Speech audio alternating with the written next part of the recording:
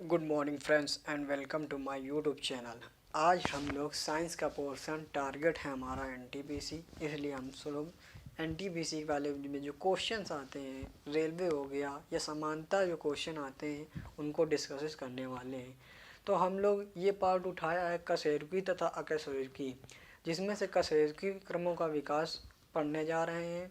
कशेरुकी में पहला टॉपिक है मछली वर्ग।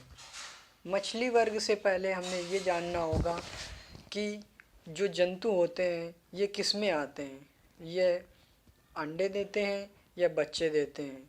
तो पहले तो अंडे देने वाले जंतुओं को क्या कहते हैं, तो इन्हें कहते हैं ओविपोरस।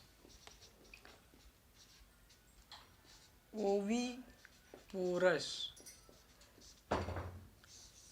ये जो हैं ये अंडे देते हैं, इन्हें ओविपेरस कहते हैं। और जो सीधे जन्म देते हैं बच्चे के रूप में उन्हें विविपोरस कहते हैं। तो आज हम लोगों ने उठाया मछली वर्ग।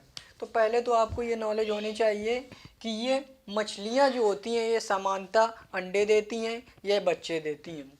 तो मछलियाँ जितनी भी होती हैं यह समानता अंडे देती हैं, इसलिए यह ओविपोरस के अंतर्गत में आती हैं। यह ओविपोरस के अंतर्गत में आती हैं। और दूसरी बात, इसमें से एक क्वेश्चन बनता है कि मछलियों के अध्ययन को क्या कहते हैं। तो मछलियों के अध्ययन को इक्थियोलॉजी कहते हैं। लॉजी मीन्स अध्ययन करना, इक्थियो से आप याद रख सकते हैं इक्थियोलॉजी, ठीक। और मछली की खेती को क्या, मछलियों की खेती करना या मछलियों का पालन करना, ये क्या कहलाता है, तो ये कहलाता है पिसीकल्चर। क्या कहलाता है, पिसीकल्चर। दूसरी बात, इसमें से एक क्वेश्चन और भी बनते हैं। अधिकतर क्वेश्चन ये आए हुए हैं, 2016 में ये आया था। सिर्फ ग्रुप डी ही नहीं, सभी प्रकार से समानता लोगों को पता होते हैं, लेकिन छोटी छोटी बातें मगर मोटी बातें कहते हैं। समानता मछलियों में कितने कोष्ठक होते हैं, तो मछलियों में समानता 2 कोष्ठक होते हैं। एक होता है अलिंद, एक होता है निलय। एक होता है अलिंद, एक होता है निलय।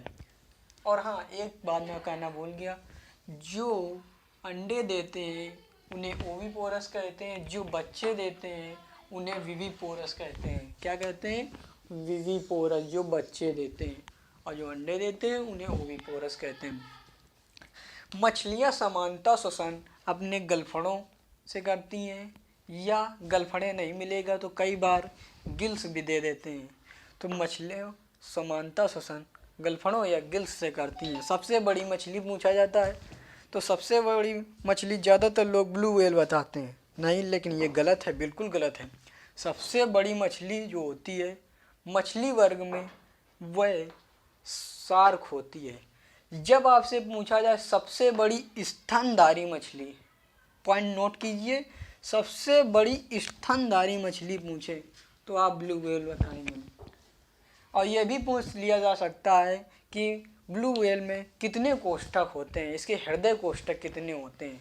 तो इसके हृदय कोष्ठक 4 होते हैं, 2 अलिंद होते हैं, 2 निलय होते हैं।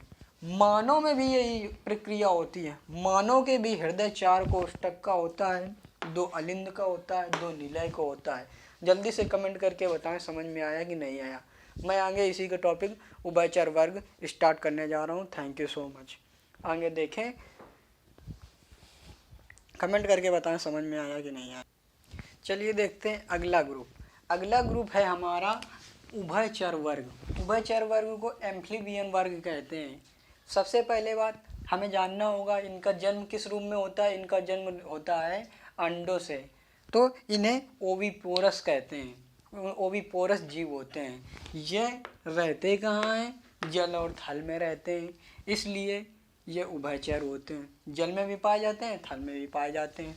श्वसन इनका कहाँ से होता है, तो श्वसन ये त्वचा से भी करते हैं, गिल्स फेफड़ों से भी करते हैं। और तीसरा, इसका बहुत ही बार पूछा गया कि मेढक श्वसन कहाँ से करता है, तीनों ऑप्शन दे देगा, आप कंफ्यूज हो जाएंगे। तो तीनों में से कोई ना कोई ऑप्शन मिलेगा आपको, तो ये आप टिक कर सकते हैं। और इसका सबसे बड़ा प्रमुख उदाहरण कौन सा है, तो प्रमुख उदाहरण है मेढक, और एक और है सिलामेंडर छिपकली। कमेंट करके बताएं समझ में आया कि नहीं आया। आगे मैं इसी का टॉपिक वगैरह जो सरीसृप वर्ग है वो स्टार्ट करने जा रहा हूँ। चलिए आगे चलते हैं। अब तीसरा पॉइंट आता है हमारा कि सरीसृप वर्ग। सरीसृप वर्ग से इसका इनका जन्म कहाँ से होता है, अंडों से होता है, इसलिए यह कैसे होते हैं, ओविपोरस होते हैं। और दूसरी बात, सरीसृप वर्ग का सबसे बड़ा जीव कौन सा है, तो यह है समुद्री कछुआ। ठीक। तीसरी बात, इसमें हृदय कोष्ठक कितने होते हैं, तो हृदय कोष्ठक होते हैं 3। लेकिन मगरमच्छ एक सरीसृप वर्ग में का जीव है, इसलिए यह एक अपवाद है, इसमें 4 कोष्ठक पाए जाते हैं। सरीसृप वर्ग का विकास किस युग में हुआ, क्वेश्चन ये आया है कि सरीसृप वर्ग का विकास डायनासोर युग या मेसोइक युग में हुआ। तीसरा, घोंसला बनाने वाला सांप कौन सा है, तो घोंसला बनाने वाला सांप कोबरा है। और जैसे जिस प्रकार हमें पता चला कि सरीसृप वर्ग में अंडों के रूप में इनका जन्म होता है, लेकिन 2 सांप ऐसे भी हैं जो डायरेक्ट नवजात के रूप